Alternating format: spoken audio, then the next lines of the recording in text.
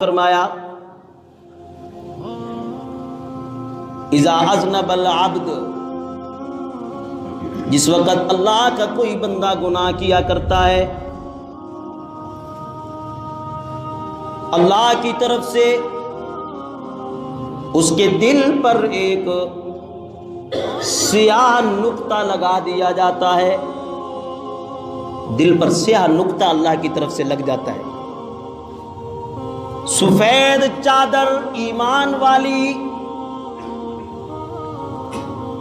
اگر کوئی انسان اپنے جسم پر سفید لباس ڈال کر چلنا پسند کرتا ہو تو پھر اسے کالے دھبوں سے بچنا چاہیے، داغوں سے بچنا چاہیے یا نہیں بچنا چاہیے؟ جب سفید لباس ہوگا پھر اس پر واضح وہ سیاہ داغ نظر آئیں گے، کوئی بھی داغ ہوگا سفید کپڑے پر صحیح نظر آئے گا۔ ایمان سے زیادہ سفید لباس اللہ نے اپنے بندے کے لیے نہیں بنایا۔ اگر اس ایمان والی سفید چادر پر گناہ کا کوئی بھی دھبا لگے گا تو وہ بالکل واضح نظر آئے گا۔ علیہ نقطۃ سودا، ایک سیاہ نقطہ اللہ کی طرف سے اس کے دل پر لگا دیا جاتا ہے۔ پھر اس کا دوسرا بڑا گناہ یہ ہوتا ہے التعود علی المعاصی،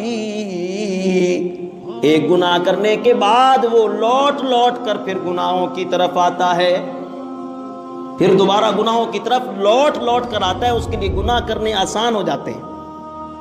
باپ نے پوچھا بیٹا تجھ سے یہ غلطی ہوئی، اب باپ کے ڈر کی وجہ سے بیٹا جھوٹ بولنے والا گناہ بھی کرے گا، پھر باپ سے جان چھڑا کے چچا کے پاس پہنچے گا، پھر جھوٹ بولے گا، پھر فلاں بندے بڑے کے پاس پہنچے گا، پھر جھوٹ بولے گا۔ جھوٹ بولتے بولتے اس کے جسم پر، دل پر اس طرح کے سیاہ نقطے بن جائیں گے کہ اللہ اس کے دل کی ساری سفیدی کو گناہوں سے کالا کر دیں گے۔ جب سارا دل اس کا کالا ہو جائے گا پھر کالے دل میں ایمان کی سفید چادر کو اللہ رہنے نہیں دیتے، پھر اللہ اس کے دل سے ایمان بھی نکالیں گے۔ کوشش ہوگی کہ اس سیاہ دل سے اب ایمان بھی نکل جائے، لیکن اللہ تیری رحمتوں کی کیا کہنے، پروردگار دو عالم کی طرف سے اعلان ہوتا ہے پورے دل کو سیاہ کر کے آنے والے ایک مرتبہ مجھے اپنا رب سمجھ کے دل کے ساتھ توبہ کرنا تیرا کام ہوگا، تیرے ساری سیاہی کو ایمان کی سفیدی سے بدل دینا میں اللہ کی رحمتوں کا کام ہوگا۔ بس تو نے پھر ایک دفعہ توبہ آ کے کرنی ہے، لیکن یہ توبہ کی توفیق بھی تب ہوگی جب ہر گناہ کے بعد بندہ کہے اللہ مجھے معاف کر دے، اللہ مجھ سے یہ غلطی ہو گئی مجھے معاف کر دے۔ لیکن انسان بار بار توبہ کیوں نہیں کرتا؟ اس کے ذہن میں شیطانی ایسے وساوس موجود ہوتے ہیں، ایسے وساوس شیطان ڈال دیتا ہے کہ انسان کہتا ہے کہ بھائی بار بار توبہ کرنے میں مجھے شرم آتی ہے، اب اگر میں نے توبہ کی تو پھر مجھ سے یہ ٹوٹ جائے گی، پھر توبہ کروں گا تو پھر ٹوٹ جائے گی۔ اس کی مثال تو یوں ہونی چاہیے، انسان کو بھوک لگے تو وہ کھانا نہ کھائے، وہ کہے بھئی یہ کھانا ہضم ہو جائے گا تو پھر مجھے دوبارہ کھانا پڑے گا۔ پانی نہ پیے، بھئی یہ پیاس تو میری بجھ جائے گی، پھر مجھے دوبارہ پانی پینا پڑے گا، پھر پیاس لگ جائے گی۔ جس طرح بار بار پانی پینا اس کی پیاس کو بجھانے کی ضرورت ہے، بار بار کھانا کھانا اس کے بھوک کے مٹانے کی ضرورت ہے، اسی طرح بار بار توبہ کرنا اس کے ایمان کو بچانے کی ضرورت ہے۔ اس کا ایمان تب بچتا ہے جب وہ بار بار اللہ کے دربار میں آئے اور توبہ کرے، یہ نہ سوچے کہ مجھ سے یہ گناہ ہو گیا تو اب مجھے شرم آتی ہے، نہ، وہ ایک ہی تو در ہے، وہ ایک ہی تو در ہے جو اپنے مجرموں کو خود پکارتا ہے کہ آؤ میں تمہیں معاف کروں۔ وہ ایک ہی تو در ہے. ساری دنیا کے مجرم جن کا جرم کرتے ہیں ان سے دور بھاگتے ہیں. خدا کی قسم اللہ کی رحمت نیکوکاروں کے قریب اتنی جلدی نہیں آتی جتنی اپنی مجرموں کے قریب آتی ہے.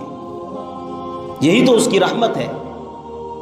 باز آ ہر آنچے ہستی باز آ، گر کافر و گبر و بت پرستی باز آ، 100 بار اگر توبہ شکستی باز آ. کہیں درگہ ماں درگہ نا امیدی نیست.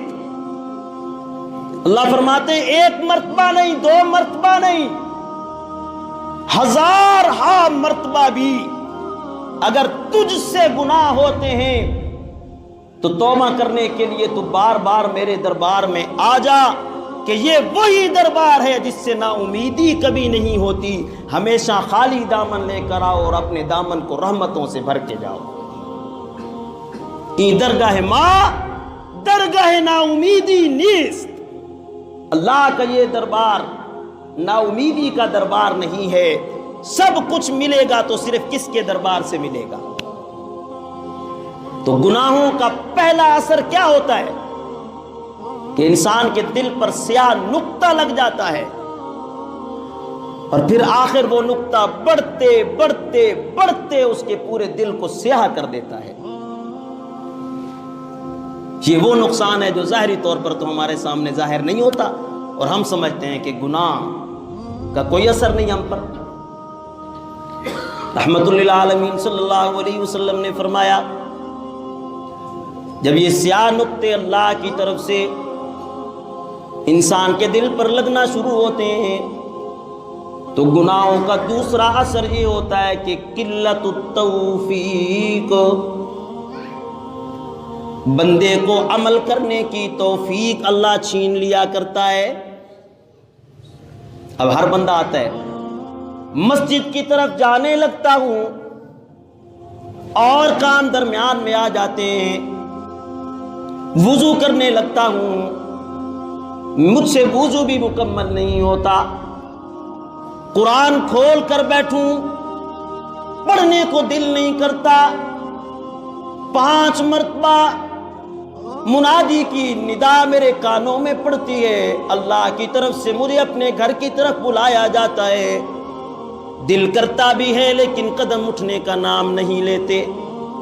اور نوجوان بچے اور بچیاں، ماں باپ کا کہا ہمارے لیے تو مصیبت بنتا جا رہا ہے، دل نہیں کرتا ماں کی بات ماننے کو، باپ کی بات ماننے کو. یہ ہے قلت التوفیق کہ گناہوں کا اثر یہ ہوتا ہے کہ انسان سے اللہ عمل کی توفیق ہی چھین لیا کرتے ہیں اور پھڈوں میں ڈال دیتا ہے اللہ، اور معاملات کی طرف نکال دیتا ہے.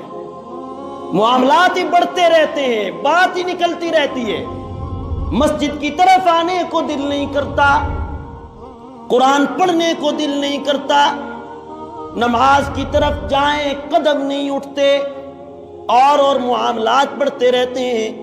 یہ کیوں ہوتا ہے؟ یہ گناہوں کا وہ لاشعوری نقصان ہے جس کو انسان گناہ کا اثر ہی نہیں سمجھتا، اور وہ سمجھتا ہے کہ پتہ نہیں میرے ساتھ یہ کیوں ہو رہا ہے، پتہ نہیں یہ بات میرے ساتھ کیوں ہو رہی ہے کہ میرا نماز پڑھنے کو دل نہیں کرتا، ہاں جی میرا مسجد میں آنے کو دل. یہ گناہوں کا اثر ہے. گھوڑا ہے نا، گھوڑا آپ دیکھیں، گھوڑا تو ایک ہی قسم کا ہوگا، لیکن اگر اس کی تربیت کر کے اسے ریس میں دوڑایا جائے تو ریس میں دوڑنے والے گھوڑے کو کبھی تانگے کے سامنے سواریوں کے لیے بھی کھڑا کیا جائے گا؟ کون کھڑا کرے گا اسے؟ سواریوں کے لیے تانگے کو کھینچنے والے کی قیمت 15,000 ہے، اور ریس اور مقابلے میں دوڑنے والے گھوڑے کی قیمت 15 لاکھ ہے.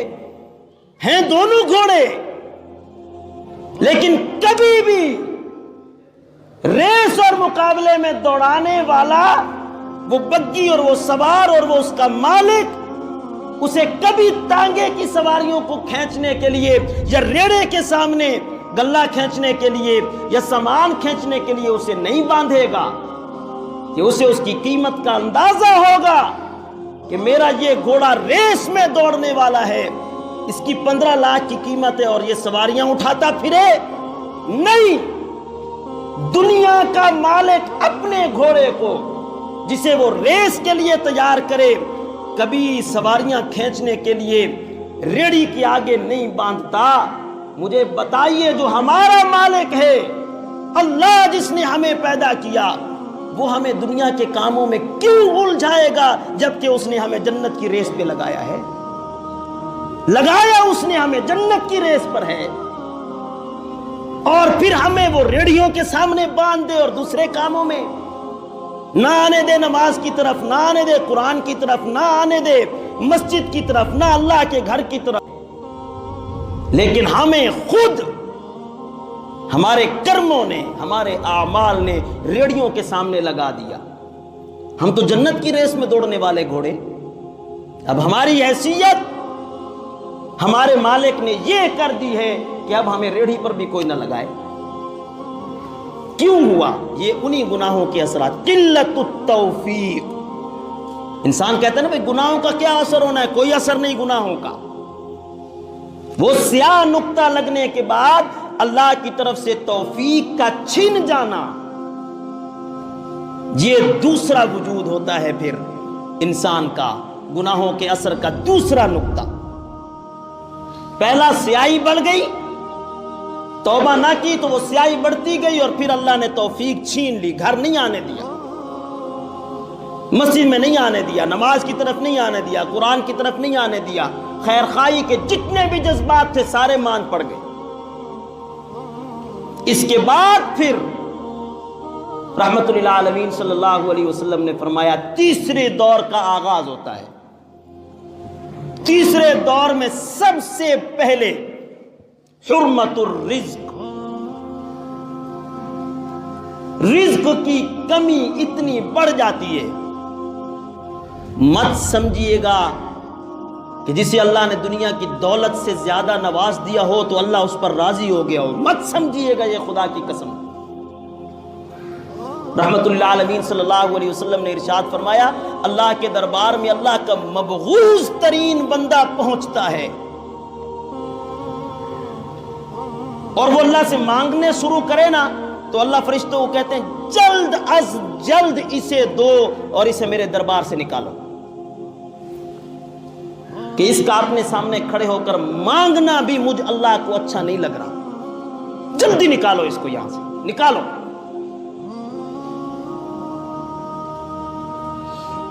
مال چاہیے، دولت چاہیے، من کانا یرید حرث الدنیا نؤتہ منہا، اور جو اس حرص میں پڑ گیا دنیا کے اس لالچ میں نزید لہو، ہم نے پھر اس کے لیے خوب اضافے کیا، ہم نے کہا اور مانگ، ایک گاڑی نہیں تجھے دیتا، اپنے یاروں کو پیدل چلاؤں گا تیرے لیے 3 گاڑی ہیں، انہیں میں کانٹوں پر چٹائیوں پر سلاؤں گا تیرے لیے نرم گدے ہیں، جا۔ ما لہو فی الآخرۃ من نصیب، ہاں آخرت میں نے اپنے یاروں کے لیے بنا رکھی ہے، اس میں پھر تیرا کوئی حصہ نہیں ہے، جتنا تو نے نرم گدوں پہ سونا تھا تو دنیا کے گدوں پہ سوئے گا، میں جنت کے ریشم پہ سلاؤں، تجھے دنیا کے ان گدوں میں مزہ آئے گا، میں اپنے یاروں کو، اپنے میری مان کر چلنے والوں کو میں جنت کے ان نرم ریشموں پر سلاؤں گا جنہیں میں اللہ نے اپنی رحمت کے ہاتھوں سے خود تیار کیا ہے۔ دنیا کے مستری اور دنیا کے بیڈ بنانے والے اور دنیا کے فارم تیار کرنے والے، تو مولٹی فارم پر سوئے گا، اور اللہ کے یار اللہ کے تیار کردہ بستر پر سوئیں گے۔ اللہ کہتے جلد از جلد اسے نکالو، اس کا مانگنا مجھے اچھا نہیں لگتا، پھر اسے دنیا کی ہر آسائش دی جاتی ہے، انسان سمجھتا ہے اللہ بڑا راضی ہے اس سے، اللہ اس سے بڑا راضی ہے، اور ایک اللہ کا محبوب بندہ اللہ کے پاس جاتا ہے جو اللہ کو بہت پیارا ہے، وہ اپنی کوئی آرزو پوری کروانے کے لیے جب بارگاہ عزت میں ہاتھ اٹھاتا ہے، اللہ فرشتے پوچھتے ہیں، فرشتے خود پوچھتے ہیں، روایت میں آتا ہے وہاں فرشتوں کو اللہ کہتے ہیں کہ جلد از جلد دو، اور یہاں فرشتے پوچھتے ہیں اللہ تیرا یار آیا ہے، تیری مان کے چلنے والا آیا ہے، تیرے نبی کی سنتوں پر عمل کرنے والا آیا ہے، اللہ دے دے۔ اللہ فرماتے ہیں ٹھہر جاؤ، مجھ سے مانگتے ہوئے کتنا اچھا لگ رہا ہے، ٹھہر جاؤ، کچھ ٹھہر جاؤ، کچھ ٹھہر جاؤ، مجھ سے مانگتے ہوئے کتنا اچھا لگ رہا ہے۔ آرزو کے بعد پھر اس کی آرزوؤں کو جگانا پڑے گا، ٹھہر جاؤ کچھ۔ تو جسے اللہ نے دنیا کی مال و دولت سے نواز دیا ہو، بندہ یہ سمجھے کہ اللہ اس سے راضی ہوگا، اس پر رضا کے فیصلے نہیں، اس پر رضا کے فیصلے ہیں کہ اللہ کے دیے ہوئے میں سے اللہ کے دین پر کون خرچ کر رہا ہے، اس پر رضا کے فیصلے ہو۔ نوجوان ہاتھ میں 1000 کا نوٹ ہو اور سامنے کنجری ناچ رہی ہو اور وہ اس پر ڈالے، اور صبح مسجد کا امام اسے کہے کہ یار ایک لائٹ لوا دے، تو واقعی جی آج کل تے خرچی نہیں پورے ہوں دے، آج کل تو گھر کے خرچے نہیں پورے ہوتے، تو کنجری پر لوٹانے کے لیے تیرے پاس 1000 کا نوٹ کہاں سے آیا؟ کیوں تو نے لٹایا اس پر؟ یہ ہے کہ اللہ پھر اپنے گھر کا کام بھی نہیں کرنے دے گا، نہیں کرنے دے گا۔ میں سمجھتا ہوں کہ مجھ پر گناہوں کا اثر نہیں ہوتا، مجھ پر گناہوں کا اثر نہیں ہوتا، میرے سامنے گناہ کا کوئی مسئلہ نہیں۔ اللہ اکبر، تلخ ہو گئی بات، لیکن ہے حقیقت بات، خدا کی قسم حقیقت ہے۔ میرے اپنے محلے کے نوجوان ہیں، ہم بھی دیکھتے ہیں فیس بک، ہم بھی دیکھتے ہیں، ہمیں بھی نظر آتا ہے کہ بھئی کون کیا کر رہا ہے، کس کے ہاتھ میں 1000 کا نوٹ ہے اور وہ کس پر لوٹا رہا ہے۔